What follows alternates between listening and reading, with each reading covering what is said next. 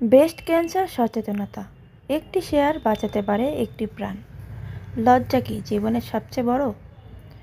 অনেক মা বোন কেবল সংকোচের কারণে ভেতরে ভেতরে একটি মরণব্যাধি পুষে রাখছেন, যার নাম ব্রেস্ট ক্যান্সার। অথচ একটু সচেতনতাই পারত এই পরিস্থিতি বদলে দিতে। কেন হয় এই রোগ? বিজ্ঞানের ভাষায়, আমাদের শরীরের কোষ যখন নিয়ন্ত্রণ হারিয়ে অস্বাভাবিক বাড়তে শুরু করে, তখন সেটি টিউমারে রূপ নেয়। আর এই টিউমারই পরে ক্যান্সারে পরিণত হতে পারে।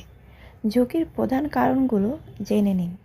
পরিবারের আগে কারো এই রোগ থাকা, শরীরে হরমোনের ইস্ট্রোজেন ভারসাম্যহীনতা, অতিরিক্ত ওজন বা অস্বাস্থ্যকর জীবনযাপন, দেরিতে সন্তান নেওয়া বা ধূমপানের অভ্যাস, বয়স বাড়ার সাথে সাথে ঝুঁকির বৃদ্ধি পাওয়া।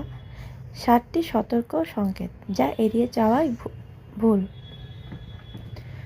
স্তনে কোনো শক্ত চাকা বা গাঁট অনুভব হওয়া, হুট করে স্তনের আকার বা আকৃতি বদলে যাওয়া, চামড়ায় টোল পড়া বা কমলার খোসার মতো খসখসে হওয়া, নিপল বা বোঁটা ভেতরের দিকে ঢুকে যাওয়া, নিপল দিয়ে রক্ত বা অস্বাভাবিক তরল বের হওয়া, দীর্ঘদিনের ঘা বা চামড়ায় লালচে ভাব, বগলের নিচে কোনো ফোলা অংশ দেখা দেওয়া।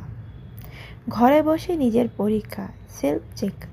মাসে অন্তত একবার আয়নার সামনে দাঁড়িয়ে নিজের স্তন পরীক্ষা করুন।